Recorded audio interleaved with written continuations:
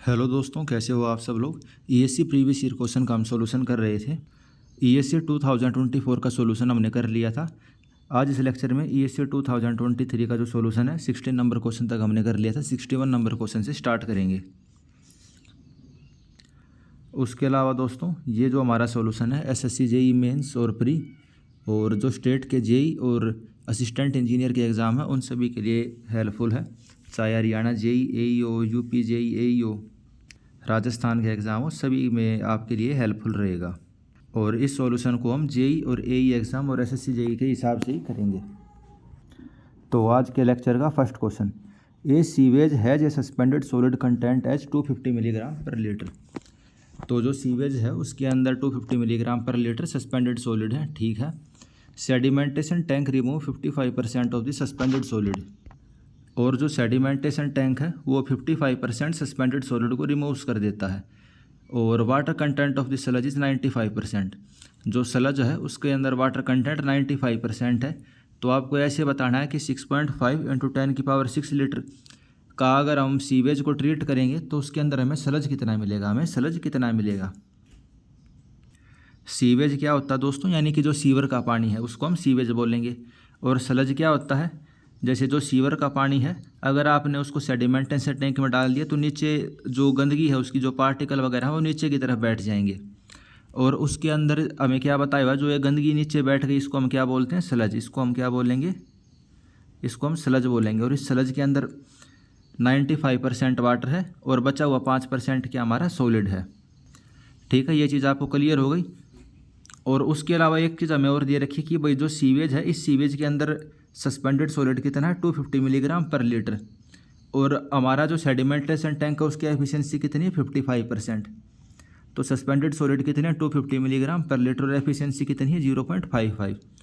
तो इतने लीटर पानी के अंदर कितने सॉलिड होंगे, तो हमें पता है 1 लीटर के अंदर 250 मिलीग्राम है, एफिशिएंसी 0.55 है।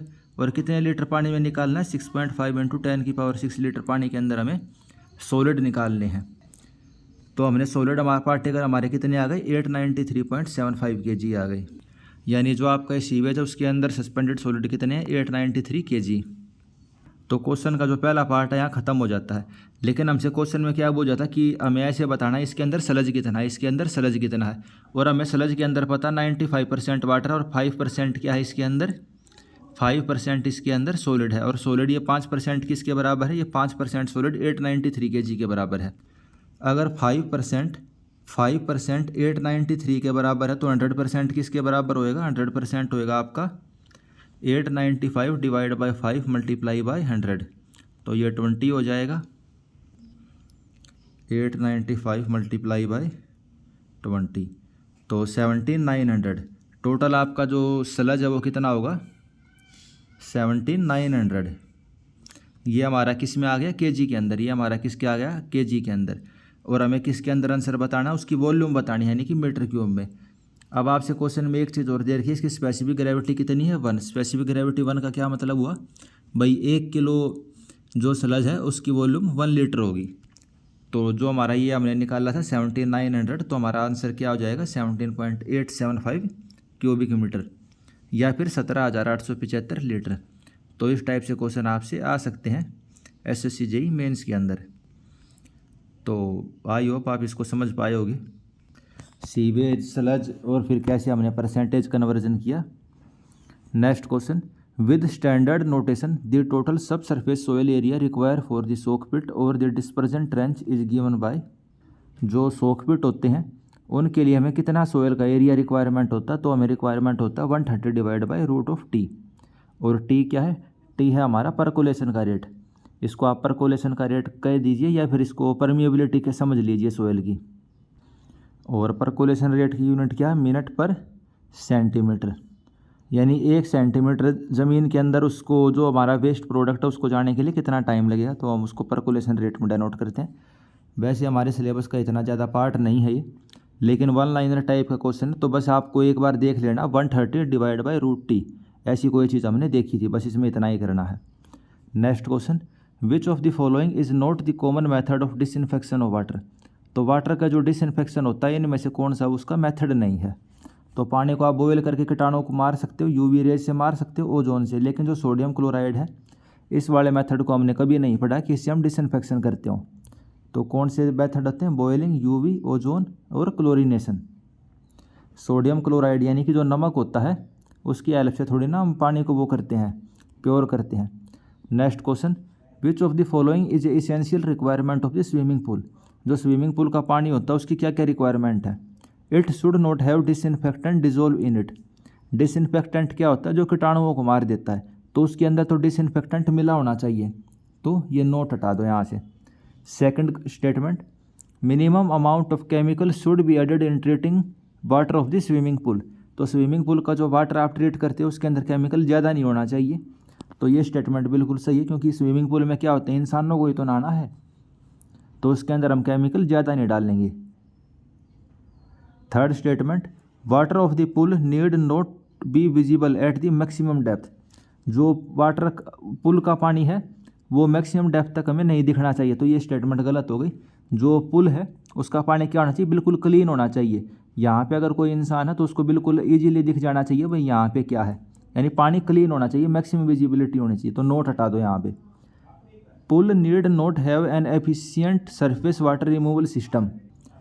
तो पुल के अंदर सरफेस वाटर रिमूवल का सिस्टम नहीं होना चाहिए, तो ये भी गलत चीज़ है। पुल के अंदर सरफेस वाटर रिमूवल सिस्टम होना चाहिए। सरफेस वाटर रिमूवल सिस्टम का क्या मतलब है?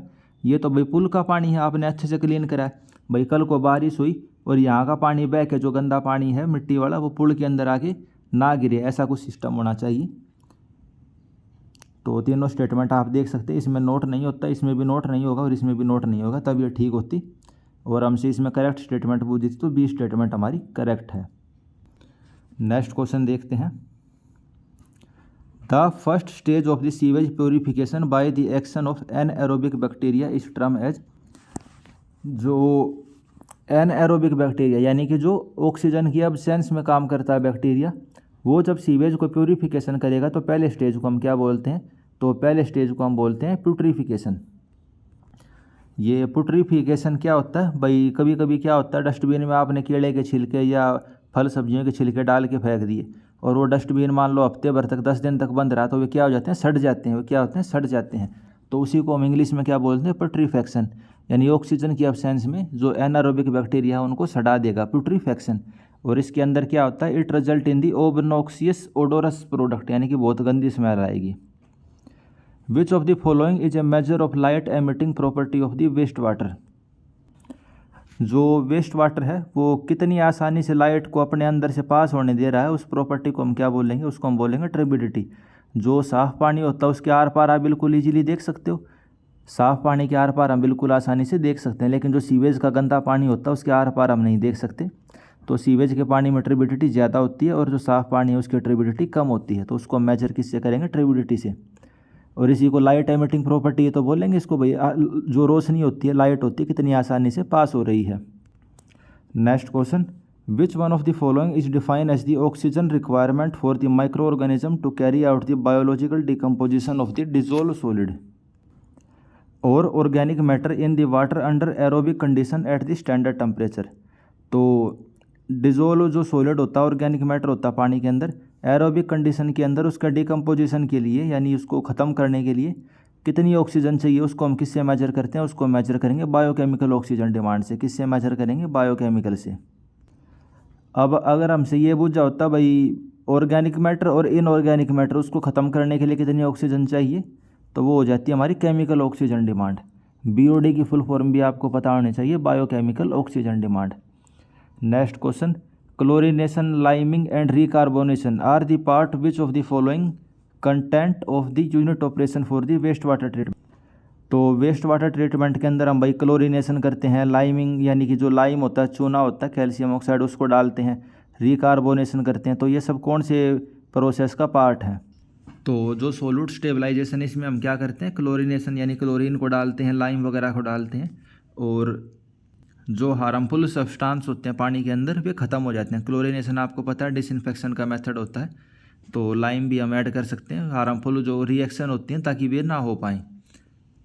तो इस प्रोसेस को क्या बोलते हैं? Solute stabilization. पेपर में आपके आ सकता है सोल्यूट स्टेबलाइजेशन।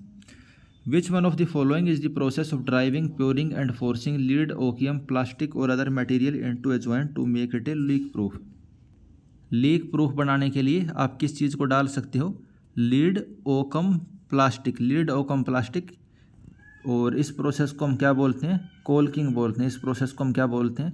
कोल्किंग बोलते हैं। तो वन लाइनर क्वेश्चन है, पेपर में आपके आ सकता है। बाकी चांस तो कम ही है, मतलब नॉर्मल में हम इसको नहीं पढ़ते, लेकिन ईएससी का क्वेश्चन है तो इम्पोर्टेंट हो जाता है। कोल्किंग, कोल्किंग क्या डालते हैं हम? Lead, oakum, plastic. Lead, oakum, plastic डालते हैं, कोल्किंग प्रोसेस का नाम है। और जो हमारा जॉइंट है वो लीक प्रूफ हो जाता है, यानी सील कर दिया आपने एक टाइप से उसको। 70 number question, which one of the following is the ability of a material to absorb the moisture from air and dissolve and become liquid. यानी मटेरियल की वो कौन सी प्रॉपर्टी है कि भाई वो मॉइस्चर को एब्जॉर्ब कर लेता है और वो लिक्विड बन जाता है, तो उसको हम क्या कहेंगे? डीलिक्विसेंस। इसको हम क्या कहेंगे? डीलिक्विसेंस। जैसे आपने नमक है, नमक आप अगर जैसे बारिश का मौसम अभी चल रहा है तो आपने बाहर रख दोगे तो नमक के अंदर क्या होगा? मॉइस्चर आ जाएगी और नमक आपका लिक्विड टाइप से हो जाएगा। तो ये प्रॉपर्टी डीलिक्विसेंस होती है। 71 question, the theoretical time taken by particle of water to pass between entry and exit of a settling tank is known as the. जो आपका सेटलिंग टैंक होता है या सेडिमेंटेशन टैंक कह सकते हो आप, जो पार्टिकल है उसको एंट्री से लेके एग्जिट तक करने में कितना टाइम लगता है उसको हम क्या बोलते हैं? Detention period. उसको हम क्या बोलेंगे? Detention period. और इसको आप कैसे लिख सकते हो? इसका फॉर्मूला होता है डिटेंशन पीरियड का, वॉल्यूम, भाई टैंक की कितनी वॉल्यूम है, divide by discharge, we divide by Q. Next question, most commonly adopted detention period of a grit chamber में बी वेरी फ्रॉम। तो जो ग्रिट चैम्बर होते हैं उनका डिटेंशन पीरियड कितना होता है? जो ग्रिट चैम्बर होते हैं, छोटे साइज के जो पार्टिकल होते हैं उनको रिमूव करने के लिए यूज़ करते हैं और इनऑर्गेनिक पार्टिकल इससे रिमूव करते हैं। इसका डिटेंशन पीरियड कितना होता है? 40 से लेके 60 सेकंड लेते हैं। कितना लेते हैं? 40 to 60 सेकंड। बाकी ऐसा कोई ऑप्शन के अंदर है नहीं तो हमने सेलेक्ट किया 10 to 40 सेकंड। वैसे कितना होता है? 40 से 60 second. Next question, match the following का क्वेश्चन है। आपको मेंबर दे रखा है और उसके इफेक्टिव सिलेंडरनेस रेशो से मैच करना है। आप देख सकते हो ये टेबल कितनी इंपॉर्टेंट है। ईएससी 2024 का हमने सॉल्यूशन किया था, उसमें भी इस वाले टेबल से क्वेश्चन था, 2023 में भी है, और एसएससी जेई के अंदर तो हर साल इससे 2 क्वेश्चन तो आएंगे ही आएंगे। तो मेंबर देखते हैं। जो कंप्रेशन मेंबर होता है उसके लिए 180 होता है, जिसके ऊपर डेड लोड लग रहा हो, लाइव लोड लग रहा हो। और टेंशन मेंबर है उस पर भी अगर डेड लोड लाइव लोड लगेगा तो 180 होएगा।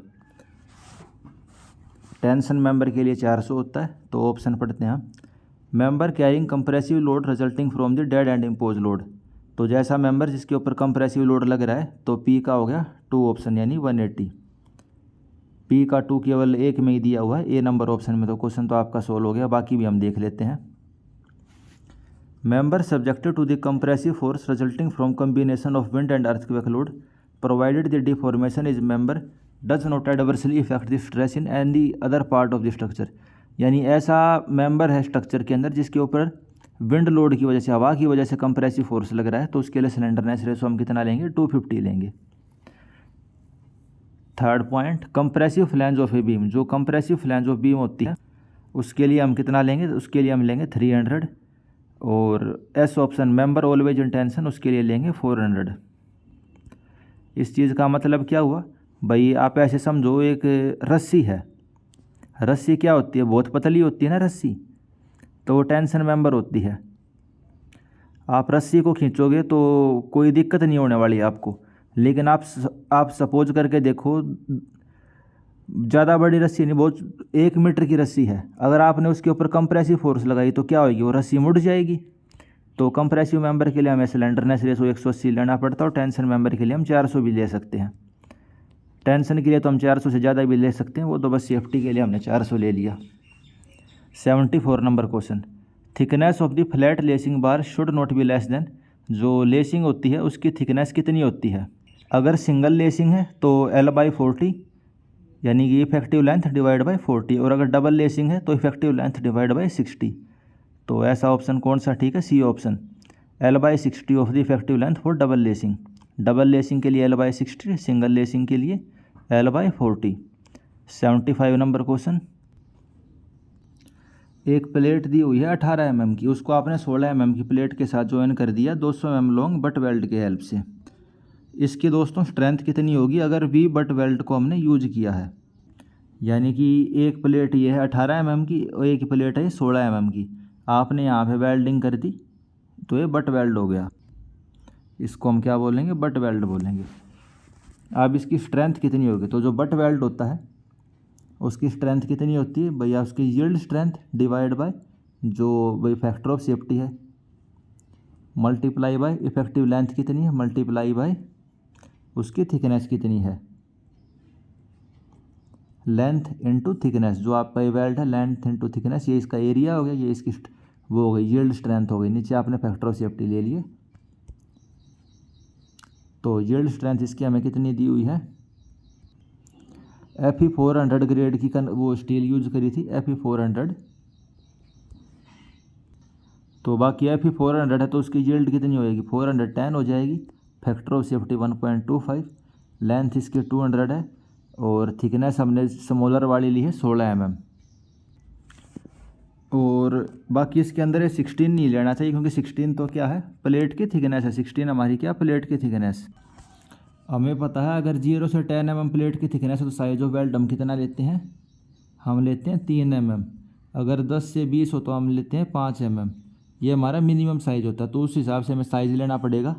और थ्रोट थिकनेस लेंगे अगर हम वेल्ड के निकाल रहे हैं तो थ्रोट थिकनेस वो कितनी होती है? 0.7 इंटू जो इसकी थिकनेस है, मान लो 5 ले लिया हमने, इंटू 0.7 इंटू 5, तब इसका आंसर आएगा। बाकी जो इसमें ऑप्शन दे रखे हैं किसी भी ऑप्शन से हमारा आंसर मैच नहीं कर रहा है, तो ये सॉल्यूशन तो गलत है क्योंकि आप प्लेट की थिकनेस थोड़ी ना लोगे और आपको इफेक्टिव साइज इसने दिया नहीं हुआ, आपको वो दे रखा होगा जो साइज ऑफ द वेल्ड है वो आपको दे रखा होगा, फिर आप थ्रोट थिकनेस निकालोगे, फिर आप ये वाला फॉर्मूले से स्ट्रेंथ ऑफ द जो जॉइंट है वो आप निकाल सकते हो। नेक्स्ट क्वेश्चन, तो इसको आप रहने देना, इसने सफिशिएंट डाटा और सॉल्यूशन ये गलत दिया हुआ है। 76 number, consider the following statement regarding the principle of design of connection. जब आप कनेक्शन को डिज़ाइन करते हो तो कौन सी स्टेटमेंट हमारी सही है? Centre of gravity of bolt should coincide with the centre of gravity of the connected member. तो जो बोल्ट की सेंटर ऑफ ग्रेविटी है वो centre of gravity of connected member के साथ कोइंसाइड करनी चाहिए। Second statement, length of connection should be kept as small as possible. जो कनेक्शन की लेंथ है वो हम एज स्मॉल एज पॉसिबल रखने की कोशिश करते हैं। तो दोनों स्टेटमेंट हमारी करेक्ट दी हुई है। तो 76 का C option, both 1 and 2 are correct. Next question, nominal shear capacity of a bolt is 82,335 newton. What is the design capacity of the bolt if the slip resistance is designated at service load. Question में हमसे क्या पूछा हुआ? Design capacity क्या होगी? तो जो आपकी डिज़ाइन कैपेसिटी है ऑफ बोल्ट की वो किसके बराबर होगी? डिज़ाइन कैपेसिटी ऑफ बोल्ट होती है जो उसकी नॉमिनल कैपेसिटी होती है divide by factor of safety. आपकी शियर कैपेसिटी इसकी दी हुई है 82 और पार्शियल सेफ्टी फैक्टर बोल्ट के लिए शियर में हम लेंगे 1.10। आपका आंसर आ जाएगा 74,850 न्यूटन। डिज़ाइन कैपेसिटी आप कैसे निकालोगे? Nominal capacity divide by partial safety factor. Next question देखते हैं, विच one of the following is the advantage of the welded connection. जो आपने वेल्डेड कनेक्शन यूज किया है उसका क्या एडवांटेज होता है? Noise produce in the welding process is relatively less. तो पहली स्टेटमेंट सही है। Proper welding in field condition is difficult, तो ये तो इसका नुकसान हो गया। Inspection of welded joint require non destructive testing, तो स्टेटमेंट तो सही है भाई। वेल्डेड जॉइंट का अगर आपको इंस्पेक्शन करना है तो नॉन डिस्ट्रक्टिव टेस्टिंग का हम इस्तेमाल कर सकते हैं। बाकी इसका ये एडवांटेज नहीं है। There is a great possibility of brittle failure in welding. Welding के अंदर ब्रिटल फेलियर हो सकता है, तो ये भी इसका डिसएडवांटेज है। तो एडवांटेज इसका क्या है? वेल्डिंग के अंदर आवाज़ हमारी कम होती है। एक तो बोल्ट हो गया, रिविट हो गया, थोड़े की आवाज़ आएगी खट खट, तो वो तो ज़्यादा आवाज़ होती है, वेल्डिंग में आवाज़ हमारी कम होती है। 79 number question, consider the following statement related to the lug angles. Lug angles क्या होते हैं भाई? जैसे आपकी एक ये प्लेट थी और यहाँ आपने इसको किसी चैनल सेक्शन वो एंगल सेक्शन से आपने इसको ज्वाइन कर दिया, तो यहाँ तो आपने नट बोल्ट लगा दिए, ठीक है, लेकिन जो इसकी ये वाली लेंथ है वो इस प्लेट के साथ कनेक्ट नहीं होती। तो हम यहाँ क्या करते हैं, एक लग एंगल की हेल्प लेते हैं। लग मतलब इसके साथ लग जाएगा ये, और क्या करेगा, जो इसकी आउटस्टैंडिंग लेग है वो भी अब हमारी ज्वाइन हो गई। जो इसकी आउटस्टैंडिंग लेग है वो भी हमारी प्लेट के साथ ज्वाइन हो गई और इसकी पूरी स्ट्रेंथ हम यूटिलाइज कर सकते हैं। एसएससी जेईई के हिसाब का ये क्वेश्चन है ये। तो पहली स्टेटमेंट पढ़ते हैं। Strength of the lug angle and fastener connected the lug angle to the gusset plate. जो लग एंगल्स की स्ट्रेंथ होती है और जो हम फास्टनर यानी कि नट बोल्ट यूज करते हैं लग एंगल्स के साथ, जो गजट प्लेट के साथ जुड़े हुए होते हैं, तो उसकी स्ट्रेंथ कितनी होनी चाहिए, 20% ज़्यादा होनी चाहिए आउटस्टैंडिंग लेग में जो फोर्स है उससे ज़्यादा। जैसे कि यह आपकी गजट प्लेट है, गजट प्लेट यानी कि जो आपकी मेन प्लेट हो गई, ये आपका एंगल है, ये आपका क्या एंगल है, ये दोनों आपस में ऐसे कनेक्टेड हैं, ठीक है। तो जो इसका ये वाला हिस्सा है, ये वाला तो इसकी स्ट्रेंथ में कंट्रीब्यूशन दे ही नहीं रहा, तो हम क्या करेंगे, लग एंगल लगा देंगे। इसके साथ में एक लग एंगल हमने ऐसे जोड़ दिया, इसके साथ हमने लग एंगल को जोड़ दिया। तो पहले स्टेटमेंट में क्या कह रहा है, जो लग एंगल की स्ट्रेंथ होती है और फास्टनर यानी कि नट बोल्ट जो लग एंगल को प्लेट के साथ कनेक्ट करते हैं, यानी कि ये वाले नट बोल्ट, इस वाले नट बोल्ट की स्ट्रेंथ और इस लग एंगल की स्ट्रेंथ किससे होनी चाहिए, 20% ज़्यादा होनी चाहिए इस आउटस्टैंडिंग लेग की स्ट्रेंथ से। तो पहली स्टेटमेंट सही है। Strength of the fastener connected the lug angle and the main member should be at least 40% more than the force in the outstanding leg. अब इसमें कौन से फास्टनर की बात कर रहा है ये, इसमें ये बात कर रहा है जो यहाँ पे आप ये नट बोल्ट लगाओगे ना, जो काले रंग का है, इसकी स्ट्रेंथ 40% ज़्यादा होनी चाहिए आउटस्टैंडिंग लेग से। तो ये वाली स्टेटमेंट भी सही है। Third statement, wall area of the member is the net area minus the deduction for the bolt hole. तो ये चीज़ इसने गलत लिख दी। वॉल एरिया यानी कि टोटल एरिया, टोटल एरिया किसके बराबर होएगा, टोटल एरिया बराबर होगा net area plus deduction for the bolt hole. बाकी इसने लेस लिखा हुआ, इस वजह से ये गलत हो गया। IS 800 का क्वेश्चन है ये, और SSC जेईई के पॉइंट ऑफ व्यू से ही है, इसमें हम पढ़ते हैं। Next question, shear force for which each lacing shall be design if 2 parallel system of lacing is there in the column. जो लेसिंग होती है उसको हम किस चीज़ के लिए डिज़ाइन करते हैं, शियर फोर्स के लिए डिज़ाइन करते हैं। और कितनी फोर्स हम कंसिडर करते हैं, 2.5% of the axial force in the column. अब यहाँ पे दो लेसिंग है, दो पैरेलल सिस्टम ऑफ लेसिंग है, तो एक लेसिंग में कितनी फोर्स आएगी, 1.25%। अगर सिंगल लेसिंग होती तो 2.5% हो जाती। लेसिंग को डिज़ाइन किसके लिए करते हैं, 2.5% ऑफ द कॉलम लोड, और शियर के लिए करेंगे, बेंडिंग के लिए डिज़ाइन नहीं करेंगे। 81 question, to account for the shear deformation the effective slenderness ratio of the battened column shall be taken as. जो बैटन्ड कॉलम होते हैं उनकी स्लेंडरनेस रेशो हम कितनी कंसीडर करते हैं, तो बैटन्ड कॉलम में हम 10% से इंक्रीज कर देते हैं। बैटन्ड कॉलम में कितने परसेंट से इंक्रीज करते हैं, 10% से। जो बैटन्ड कॉलम है उसके लिए हम करेंगे 10% से, और जो लेसिंग होती हैं, जो लेसिंग होती है उसके लिए कितने परसेंट से, लेसिंग के लिए 5% से हम इंक्रीज कर देते हैं। और लेसिंग को किसके लिए डिज़ाइन करते हैं, 2.5% ऑफ द कॉलम लोड, और किसके लिए करेंगे, शियर के लिए करेंगे। किसके लिए, शियर के लिए। Next question, the maximum pitch for tension and compression member respectively are. जो टेंशन और कंप्रेशन मेंबर है उसके लिए मैक्सिमम पिच कितनी होगी, तो टेंशन मेंबर के लिए हम ज़्यादा ले सकते हैं 16T और 200, कंप्रेशन के लिए लेते हैं 12T और 200 mm। टेंशन मेंबर के लिए कॉलम की जो पिच होती है मैक्सिमम पिच कितनी रहेगी, 16T, और कंप्रेशन के लिए 12T। अगर स्टैगर्ड होगा तो इसको 50% से हम इंक्रीज कर देंगे, स्टैगर्ड के लिए 50%। तो ये कितना हो जाएगा, 24T, और ये कितना हो जाएगा, 18T। Next question, maximum size of the fillet weld for 20 mm to 32 mm plate. 20 से 32 mm प्लेट के लिए maximum size of fillet weld कितना होगा, तो होगा 6 mm। अभी हमने ऊपर भी देखा 10 mm तक के लिए 3, 10 से 20 की प्लेट है तो 5, और ये 20 से 32 के लिए तो 6, और 32 से 50 के लिए है तो 8। Next question, what is the section modulus required to design a purlin which experience a maximum bending movement of 10 kN। तो 10 kN का बेंडिंग मूवमेंट है। FE 250 ग्रेड का हमारा सेक्शन है। हमसे क्या पूछा, सेक्शन मॉडुलस। सेक्शन मॉडुलस होता है Z, इसको हम क्या लिखते हैं, I/Y। बेंडिंग मोमेंट बताइए, M/I is equal to sigma by y. इसको आप कैसे लिख सकते हो, इसको आप ऐसे भी लिख सकते हो, M/सिग्मा इज इक्वल टू I/Y। ठीक है, सेक्शन मॉडुलस किसके बराबर होता है, Z, यानी कि सेक्शन मॉडुलस I यानी कि moment of inertia divide by y. Y क्या है, न्यूट्रल एक्सिस से मैक्सिमम डिस्टेंस। जैसे कि ये पतंग है, इसकी न्यूट्रल एक्सिस ये, तो मैक्सिमम डिस्टेंस कितना हो गया, ये हो गया।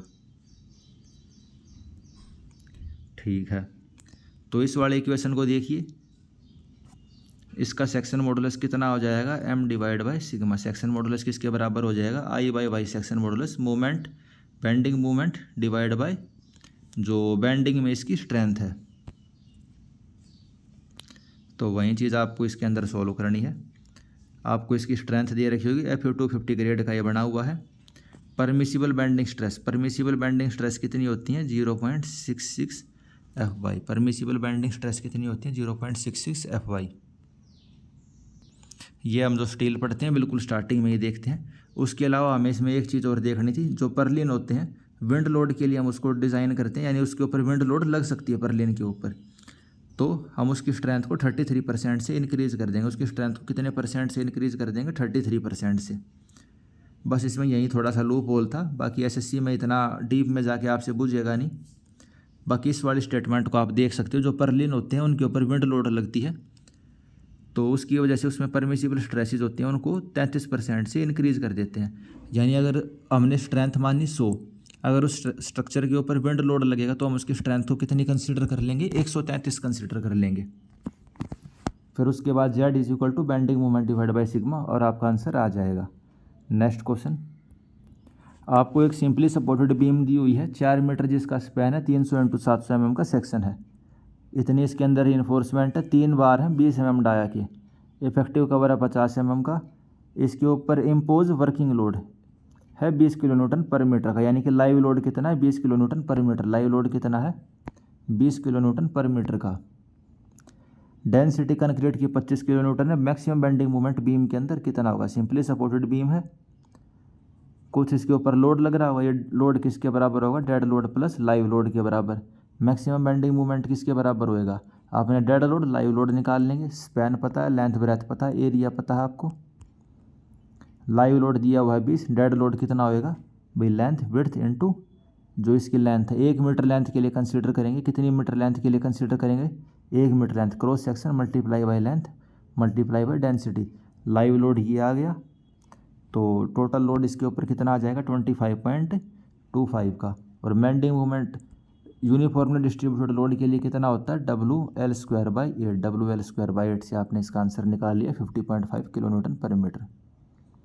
50.5 किलोन्यूटन पर मीटर। बाकी जब हम बीम को डिज़ाइन करते हैं तो 1.5 से मल्टीप्लाई भी करते हैं इस लोड को, इन्होंने इस चीज़ को नहीं किया है, तो बाकी आप इस चीज़ को कंसीडर कर सकते हो। वो ऑप्शन के हिसाब से देखेंगे, अगर ऑप्शन में 1.5 से मल्टीप्लाई करके आंसर आता तो हम उस चीज़ को ले लेते हैं। Next question, rectangular cantilever beam दी हुई है, M25 ग्रेड है, Fe2 415 ग्रेड की स्टील है। मॉडुलर रेशो बताना है, assuming the modulus of elasticity of steel. Steel की मॉडुलस ऑफ इलास्टिसिटी दी हुई है 2 × 10⁵ मॉडुलर रेशो किसके बराबर होता है, E of steel upon E of concrete. ठीक है, यानी स्टील की मॉडुलस ऑफ इलास्टिसिटी, कंक्रीट की modulus of elasticity.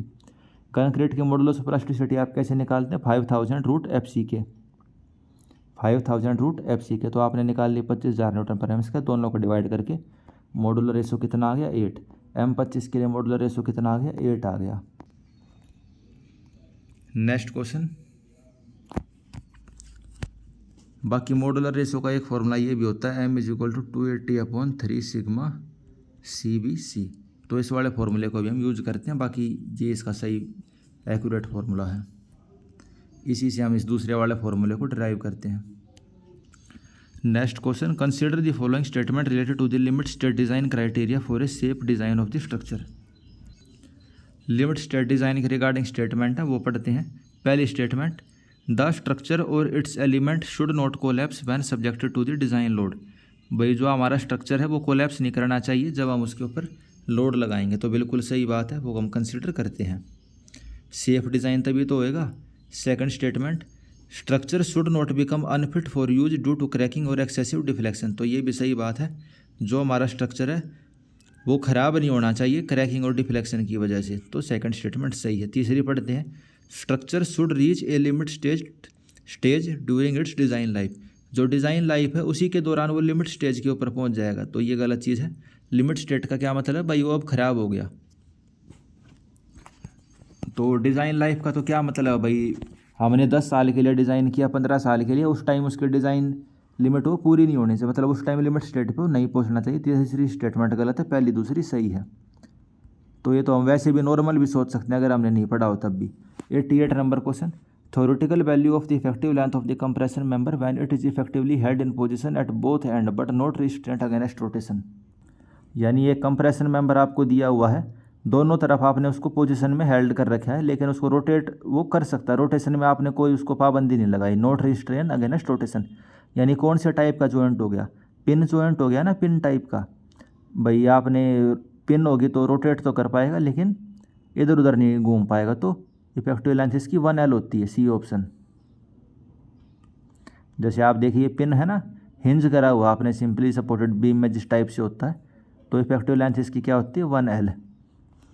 Next question, RCC beam दे रखी है, 200 mm वाइड है, 450 mm डीप है, Fe415 ग्रेड का स्टील है, टेंशन साइड में रीइंफोर्समेंट दी हुई है 1000 mm स्क्वायर, कवर है 50 mm का, shear reinforcement 100 mm square, stirrups is provided at a spacing of 150 mm centre to centre. ठीक है भाई, शियर रीइंफोर्समेंट आपने दे दी, 100 mm स्क्वायर के स्टीरअप्स दिए हैं, 100 mm स्क्वायर के स्टीरअप्स हैं, तो इस चीज़ का क्या मतलब हुआ भाई, 8 mm का सरिया होगा। ठीक है, 150 mm उसकी स्पेसिंग है। अल्टीमेट शियर स्ट्रेंथ कितनी होएगी इस शियर रीइंफोर्समेंट के लिए उसकी, तो ये बीम देख सकते हो आप, 450 × 200 की बीम हमारी, एरिया ऑफ शियर रीइंफोर्समेंट कितना, 100 mm स्क्वायर इसकी शियर रीइंफोर्समेंट है।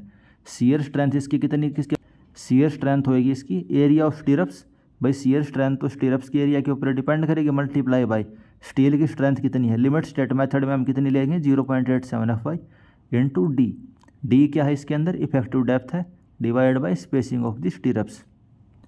ये हमने क्या लिया, ये तो हमने ले लिया एरिया, ये ले ली उसकी स्ट्रेंथ, और डी डिवाइड बाय एस भी, ये क्या है, नंबर ऑफ बार्स, ये क्या है, नंबर ऑफ बार। ये नंबर ऑफ बार्स किसके बराबर होंगे भाई, total depth divide by spacing.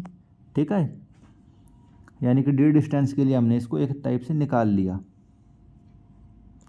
और सारी चीज़ें हमें दी हुई हैं भाई, एरिया ऑफ शियर रीइंफोर्समेंट दिया हुआ, स्ट्रेंथ दी हुई है, इफेक्टिव डेप्थ पता और स्पेसिंग हमें पता ही है भाई, 150 mm की स्पेसिंग। आंसर आ गया हमारा 96.28 kilo Newton.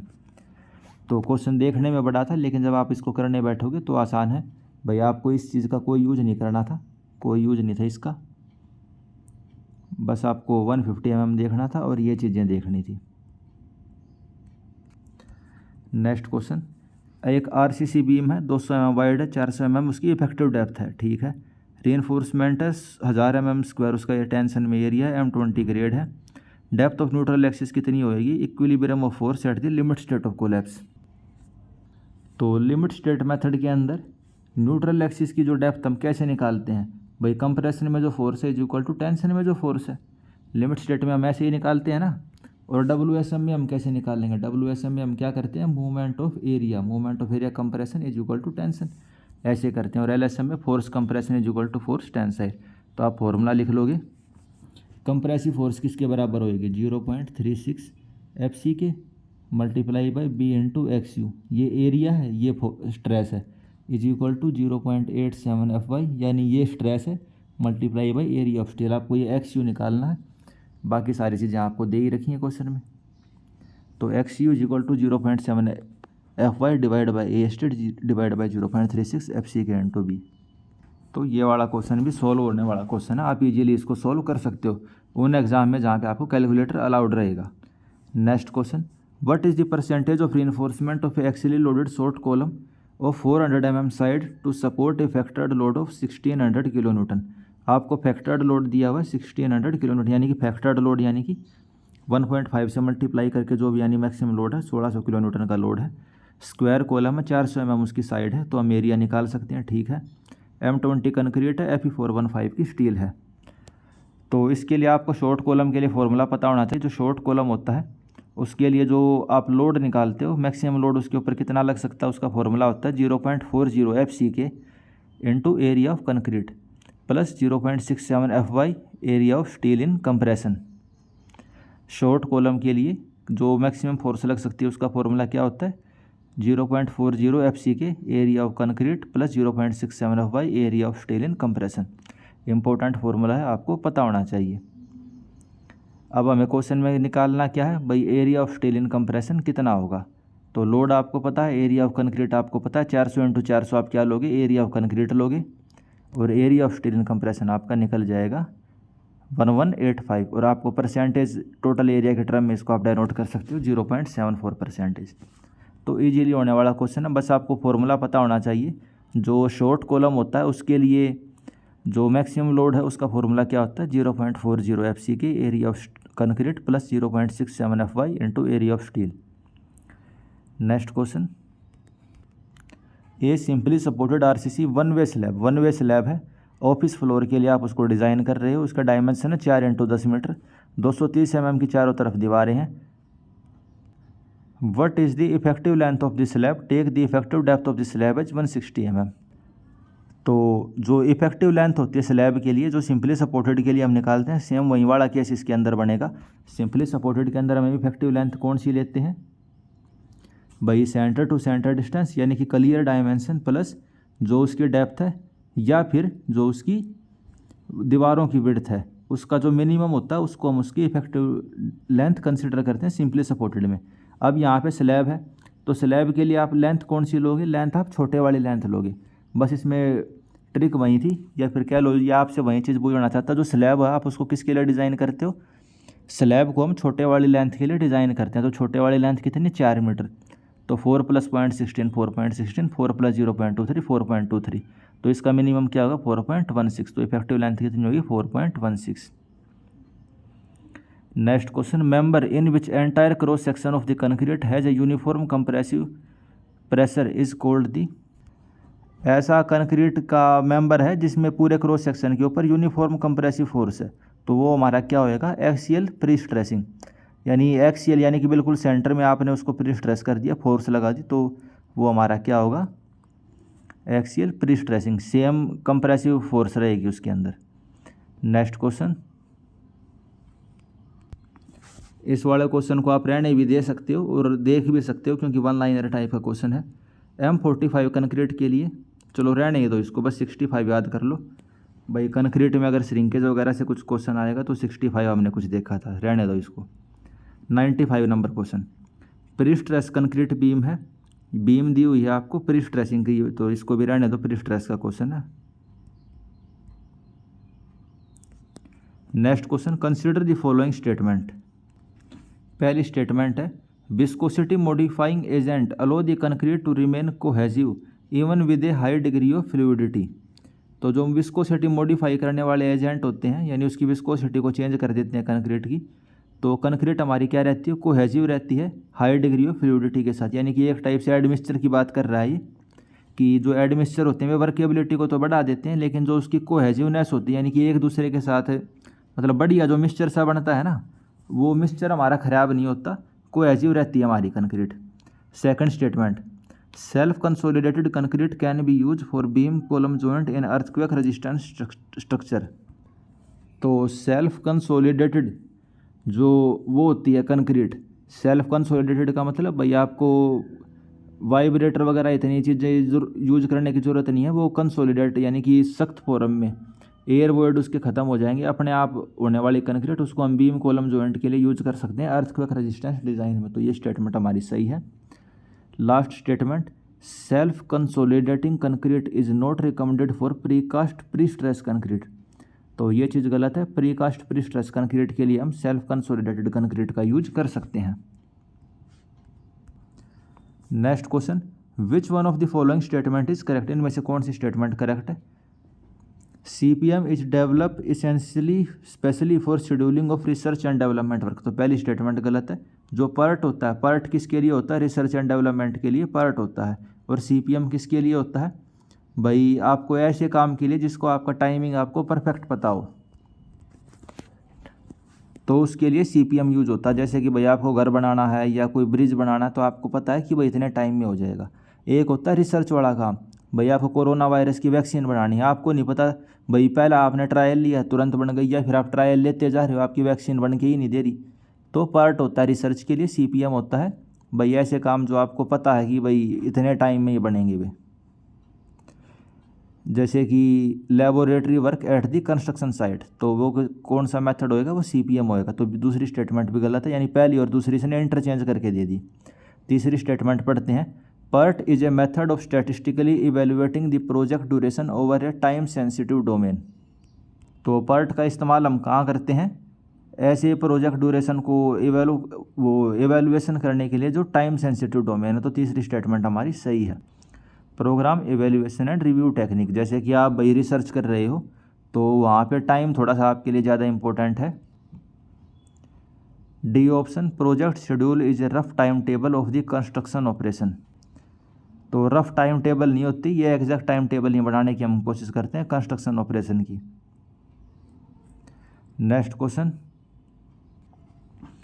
Which of the following is not considered for the estimation of the activity duration.